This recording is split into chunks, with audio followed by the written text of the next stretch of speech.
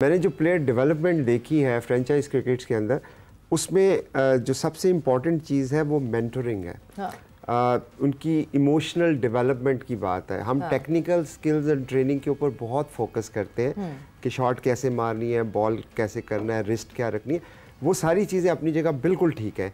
लेकिन आजकल की क्रिकेट में, आजकल की मॉडर्न क्रिकेट की बात करते हैं हम, उसमें एक बहुत इंपॉर्टेंट फैक्टर है आपकी मेंटल हेल्थ। उसके बारे में बहुत कम लोग तवज्जो देते हैं। तो जो फ्रेंचाइज़ के अंदर आपके सवाल के इसका मैं जवाब दे रहा हूँ कि उसके अंदर जो मैं इन्वायरमेंट क्रिएट करता हूँ वो इसलिए करता हूँ कि I do care about the mental health of my players. मेरे लिए मेरे प्लेयर मशीन नहीं है, मेरे लिए वो पैसे लेके काम करने वाली कमोडिटी फोर्स नहीं है, कमोडिटी नहीं है। वो मेरे लिए मेरी फैमिली का हिस्सा है। अगर मेरा बच्चा किसी इम्तिहान में फ़ेल हो जाता है तो मैं क्या उसको चौक में जाके जलील करूँगा? नहीं करूँगा ना। मैं उसको समझाऊँगा उसकी बेहतरी के लिए जो मेरे से हो सकेगा। कुछ बच्चे ऐसे होंगे जो डांट से समझेंगे, कुछ बच्चे ऐसे होंगे जिनको मुझे बैक करना पड़ेगा। तो आप लेकिन आप ये सारा साल क्यों करते हैं अपने प्लेयर्स के लिए? इसलिए कि वो 6 हफ्तों के लिए तो हम एक बड़ा नारा सुनते हैं, फैमिली फैमिली। अब तो बहुत सारी टीमें कह रही हैं, अब जिसको उठाओ वो कहता है हम फैमिली। भाई कहने से फैमिली नहीं बनती, करने से बनती। की कौन सी फैमिली? तो जो फैमिली आप बात कर रहे हो ना, अगर मैं किसी को शाहीन को मैं फैमिली कहता हूँ तो शाहीन के साथ मैं पूरा साल एंगेज होता हूँ। हारिस है, जमान है, फ़ख्र है, मैंने आपको मिसाल दी पहले भी। तो मेरे ख्याल में जो मैं जहाँ पे परेशान होता हूँ ना, जब मैं इनकी मेंटल हेल्थ को डिस्टर्ब होते देखता हूँ, because they are not in my control at the moment but they do share. और मैं आपको सच्ची बात बताऊँ, ये बहुत ज़्यादा हम बाज़ दफ़ा हम फैंस की बात करो ज्यादती करते हैं अपने प्लेयर्स के साथ। देखिए, जो भी प्लेयर है उसने कभी भी 100 मैच अगर खेले होंगे ना तो 100 में परफॉर्म नहीं किया होगा। हमारे ग्रेड्स को भी देख लें अगर आप, तो परफॉर्मेंस सक्सेस रेशो 10 to 15% है।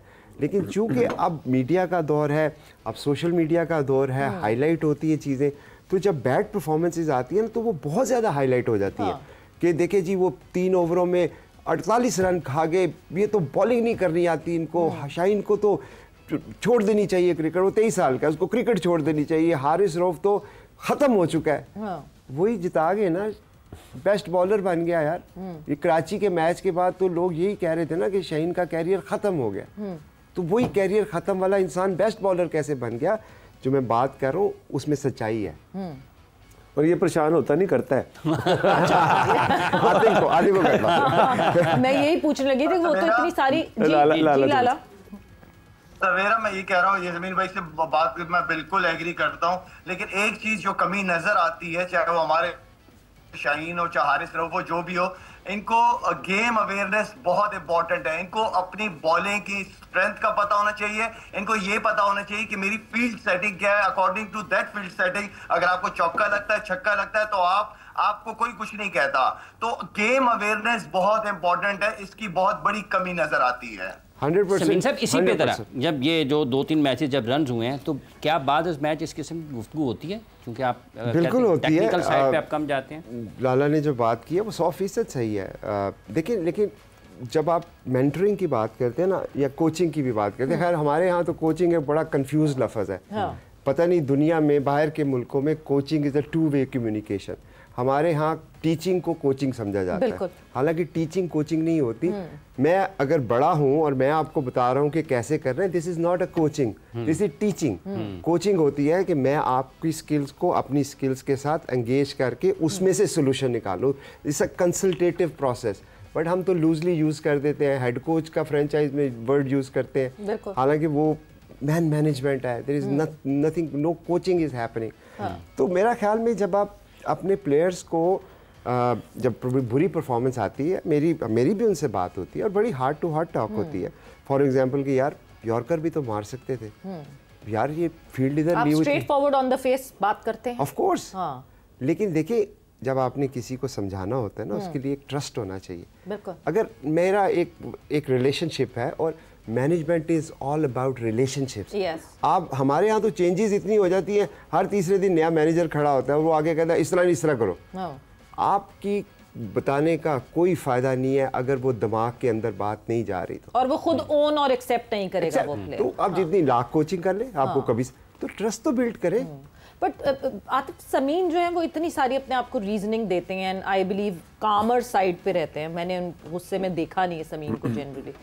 आप उन रीजनिंग को कैसे हैंडल करते हैं? बिकॉज आप दूर, आप ऊपर से पिक्चर एक देख रहे थे, यू हैव दैट ईगल आई। मैं इंतहाई अनरीजनेबल आदमी हूं। शामिल ही नहीं होता। ठीक है, मेरा काम ही नहीं है ये।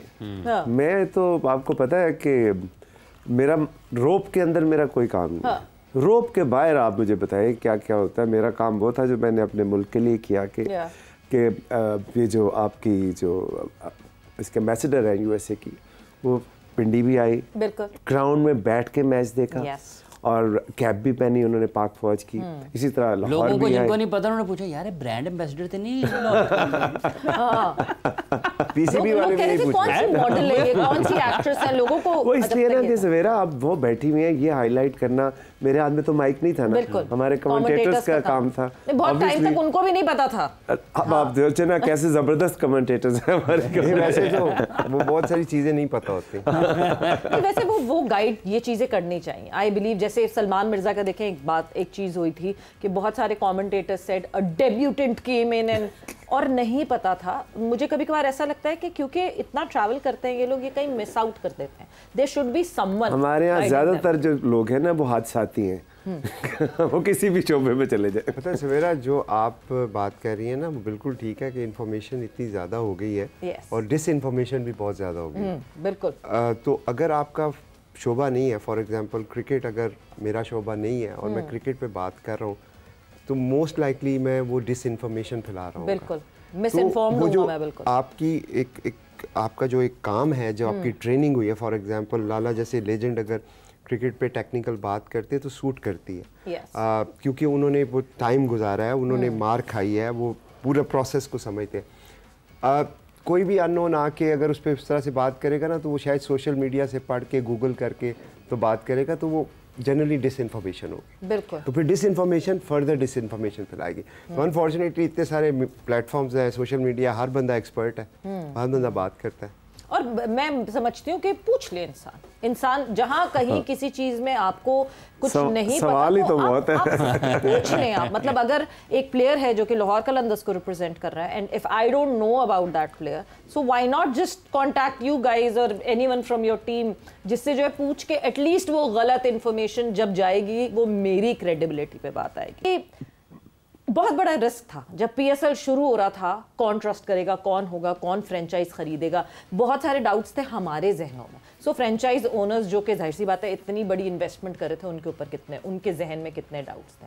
सो हमेशा से आप रिस्क टेकर रहे हैं या दिस वाज न्यू?